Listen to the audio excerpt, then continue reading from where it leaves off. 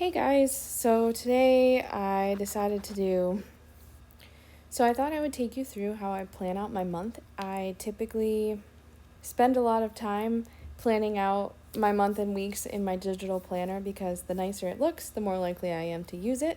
I had planned to do one for July, but I recorded all the videos for it and we just ended up way too busy. I didn't post any videos in July, if you haven't noticed. Learning all of the editing and trying to figure out how to film and what to film and stuff like that is a little bit more difficult than I expected it to be.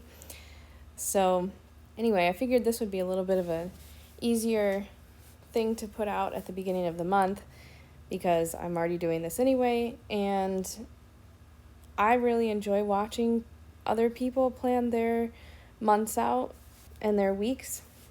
Because of my ADHD, I like to do something that's called body doubling, which basically for me just means that I watch YouTube pretty much all day long in the background of other things that I'm doing, just because seeing somebody else be productive or doing similar things that I want to be doing at the time makes it much easier for me to actually get up and feel motivated to do those things as well.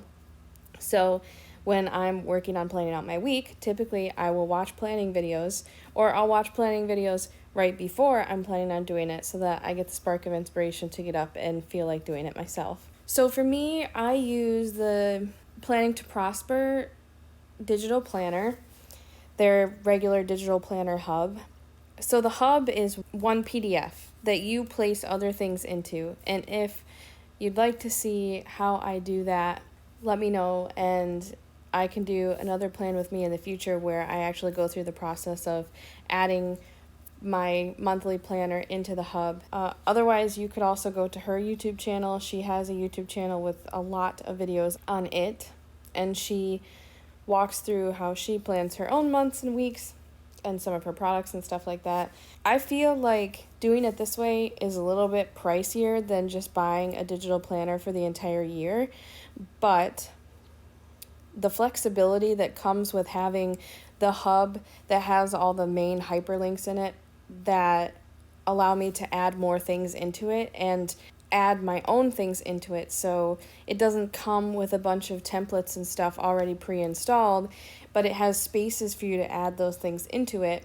You can decide what you want to put in your own planner. Then you only have to purchase and download and install those ones in your planner hub. I tend to get overwhelmed by having a bunch of templates in my planner that I don't use because it's just bulky pages that don't really help me very much. And then I also tend to feel guilty about how I've purchased this, I've spent money on it, and I'm not using it to the fullest extent, even though those pages aren't useful for me anyway. So yeah, it ends up being a little bit pricier, but I am much more likely to use something like this than what I was using previously. She also has like lots of different templates for weekly spreads, and she also has ones where you can like create your own, or you can take the DIY inserts and change it up from week to week. You don't have to do the same thing for the entire month if you do it that way. I use her productivity layout, I think it's called. So I always just go into Etsy at the beginning of the month and I will download the sticker set that I want to use for that month, along with the monthly calendar spread from Planning to Prosper. I typically use a different shop for my digital stickers. I'll link down the main kit that I used today, and I typically buy hers a lot of the time. I like her monthly digital sticker kits, but this month I decided to go for something a little bit different because her August kit wasn't themed for back to school. It was themed mostly for summer, which is fine. But my son starts school on the 22nd, so I didn't want like a monthly kit that didn't have back to school in it. So I just decided to go with something totally different and do a floral kit that I thought was cute. So last month, when I was trying to plan out my month, I tried something a little bit different than I usually do. I used to just open all of the sticker kits that I knew I wanted to use into another tab on the side and then copy and paste everything over. And I totally forgot about the elements portion of Goodnotes. So I spent a significant amount of time last month going in and saving a lot of my most used stickers into groups in elements. So I have like widgets from P2P, I have to-do lists. I have an adulting kit that I thought was cute. Mini calendars, functional stickers in different colors, headers, numbers, a lot of like the text headers that you can use like within your kit. And I also saved like some text options. So I used a lot of elements and text boxes last month, which I feel like served me very well. So I'm hoping to do something pretty similar with this month. I'm doing this a little later than I expected to because we were in Kentucky until Monday, and we just got back and got settled back into a routine yesterday. We don't have a whole lot on the calendar this month, but the stuff that we do have on the calendar is big stuff. We're going on another trip this month. We went to Kentucky last month. This month we're going up north to northern Michigan for me to photograph a wedding and then to go visit my grandma and go sightsee around Traverse because my husband has never been before. We've also got my usual book club this month, some school shopping. We're going to go see Barbie with my brother and sister-in-law. And then we've got fair week, and then the week after that, my son starts school again. So that 1 week in the middle of the month, we've got book club, school shopping, movie night, fair week, traveling, and then first day of school. So that couple of weeks is going to be very busy. So we went to Kentucky for about a week. We have some family that lives down there, and that's originally where my husband is from. And I used to show horses. So when we went down there this time, we decided to go to Lexington because I really wanted to go to the Kentucky Horse Park. We've been down there quite a few times since my husband moved up here to live with us, and every single time that we've ended up down there has been during their off season, so we haven't been able to go. We usually go around the holidays or during the winter time for some reason, just because that's what works out best for us. So since we got to go this summer, we decided to head down there. It ended up being the hottest it's been all summer, the entire time we were down there. It was in the mid-90s about 80% of the time that we were there. And also, they were having tons of thunderstorms. So it was a nightmare trying to figure out when we were going to go because every single day there were thunderstorms. Even if they weren't forecast, there was a thunderstorm every single day except for Sunday. And Sunday just so happened to also cool down to the low 80s. So that's when we finally ended up going. Thankfully, we ended up being able to fit it in because we left on Monday. We went and did that. We didn't get to sightsee around Lexington very much because it just ended up being a little bit of a chaotic trip. We ended up spending more time with family than we figured we would, and while we were down there, their fridge stopped working, so they ended up having to order another fridge and get it delivered, and they also ended up in urgent care because of some medical stuff that one of them has going on, so it was a little crazy. We also expected to spend most of the afternoon at the horse park, and we only ended up spending a couple of hours there. We didn't really go at a great time during the day. I think we went shortly before lunchtime, and they didn't really have anything going on as far as presentations and stuff like that around that time.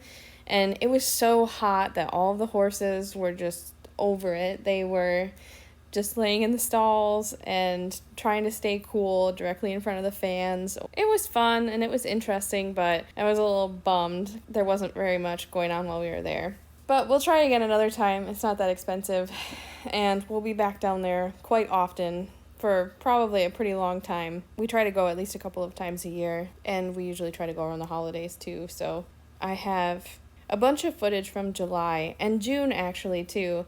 I was hoping to get kind of a recap for our month of June up. Also, I don't know, my life is not interesting enough to do actual vlogs for because we don't really have very much going on a regular basis. My husband works from home, I work from home, we only have my son every other week, so we're not typically doing very much for the most part. But occasionally we do things like go to Kentucky or like going up to Traverse. I thought it might be fun to take some of those video clips and put together like a monthly recap, and then it's not overtaking my posts to have vlogs up because it's not like I'm doing it super often. But they would probably be, I don't know, like 15 to 20 minutes long, so I don't even know if people would be that interested in things that we're doing. And also, I'm very awkward right now. It's weird for me to talk to a camera in public, and while I don't necessarily mind taking video clips because I'm used to taking photos for 10 years, so it doesn't bother me to take video clips around other people, but it does make me nervous to to talk to the camera and take like selfie videos when I'm around other people. And I'm still kind of getting the hang of like when to start a video clip, when to end a video clip. Is the footage going to be too shaky? Is the audio going to be weird because of the stuff that's happening in the background? I don't know. I'm going to try to put that together. We'll see how it goes. If I do manage to do that, I have lots of clips from the horse park and from when we were in Kentucky. I also have some clips of when I did some family photos for my cousin and her husband while we were down there, so maybe I'll throw some of those in there too. If not, I think I'm going to be starting an Instagram for my photography business since I'm restarting it up again. If not, I'll post those ones there because there's a bunch of behind-the-scenes clips that my husband took of me taking their photos while it was happening, which is nice because I never get those usually. And he said that he would go with me to whichever ones I want him to go with me to take stuff like that behind the scenes. So that's fun. So yeah, anyway, I feel like I've been talking long enough, and if there's still some space at the end, I'm just going to throw some music in here and you can listen to that while we're finishing up the month here.